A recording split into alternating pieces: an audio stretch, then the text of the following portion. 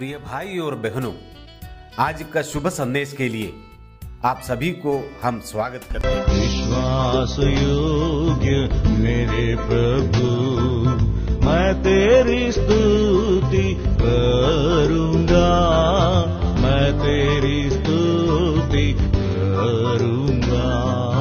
विश्वास योग्य मेरे प्रभु, मैं तेरी स्तुति करूंगा, मैं तेरी स्तुति करूंगा।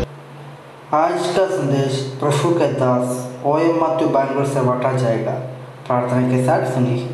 परमेश्वर के नाम की स्तुति हो। एक और बार आपके बीच में आने के लिए प्रभु ने मुझे सहायता किया। मैं प्रभु को बहुत बहुत धन्यवाद करता हूँ। विश्वास करता हूँ कि आप लोग सब अच्छे हैं।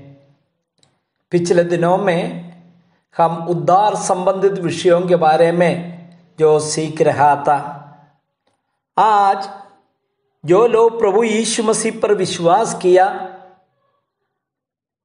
प्रभु का पीछे चल रहा है, प्रभु का चेले हैं, उसके संबंध में कुछ बात कहना चाहता है।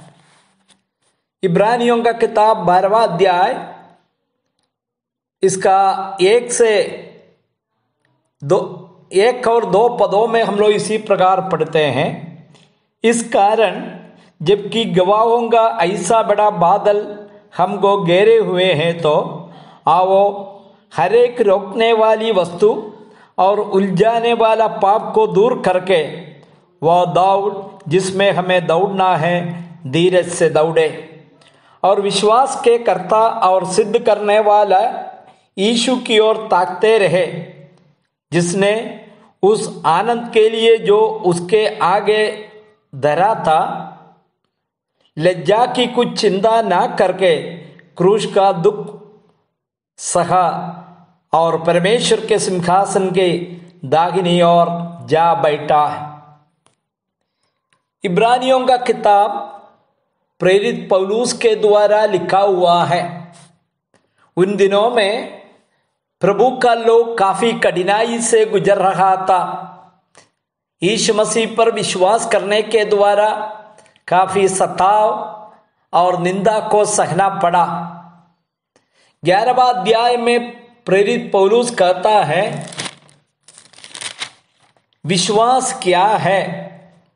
11 का 1 में, अब विश्वास आशा की हुई वस्तुओं का निश्चय और अंधे की वस्तुओं का प्रमाण है।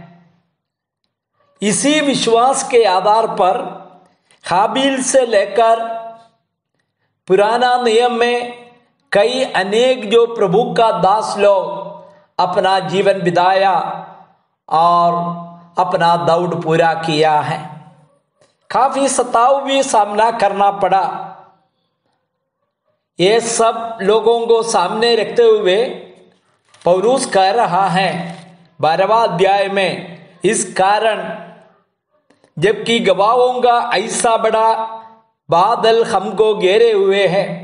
प्यारे भाइयों, भले आपके गांव में, आपके शहर में आप बहुत कम मसीह लोग होगा, शायद आप अपना गांव में अकेला होगा, लेकिन एक बात समझने के लिए कोशिश कीजिए, हजारों प्रभु का लोग इस यीशु मसीह पर विश्वास करके इस संसार छोड़कर चले गया।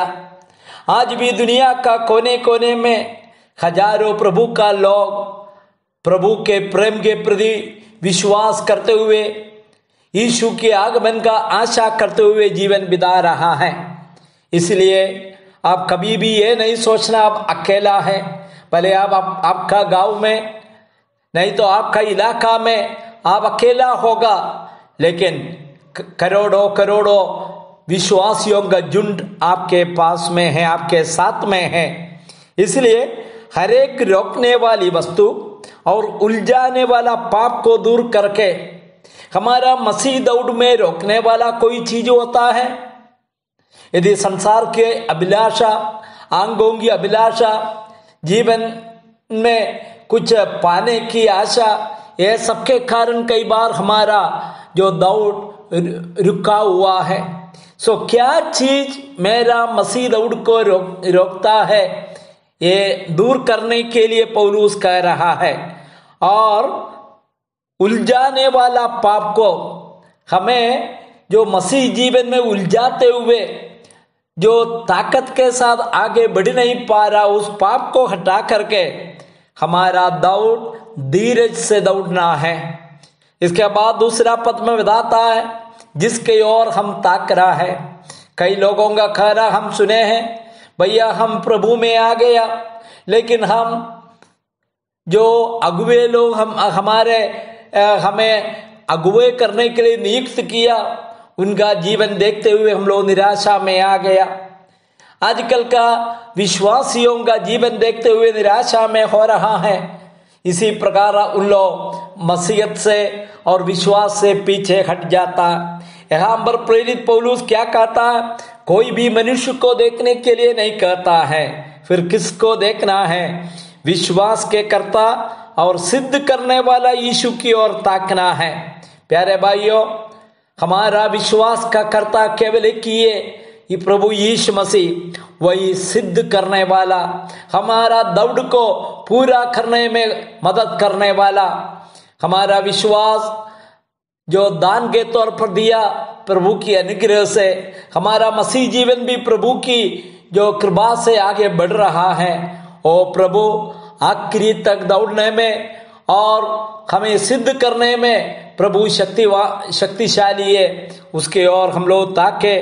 और बताता है जिसे उस आनंद के लिए जो उसके आगे धरा था, लज्जा की कुछ चिंता ना करके क्रूस का दुख सहा। यीशु मसीह के सामने दुख का कटोरा था, जो उनका जो रास्ता अच्छा नहीं था, कांटों से भरा हुआ था, लेकिन उन्होंने खुशी से सह लिया। उनको मालूम है उनका मृत्यु के द्वारा, दुख सहने के द्वारा हजारों लोग प्रभु में आ रहा। हम भी प्रभु के पास जाएंगे, इस प्रभु के साथ अनंत काल तक रहने वाला। इसलिए हमारा दुखों को भूल जाए, हमारा परेशानियों को भूल जाए, हमारे सामने हमारे आगे दुख सहा हुआ यीशु मसीह को ताकते हुए, उस पर विश्वास करते हुए, उनका आगमन का आशा करते हुए हमारा मसीह दौड़ पूरा करे। प्रभु आप सबको आशीष दे। प्रभु की नाम की स्तुति हो। आमीन।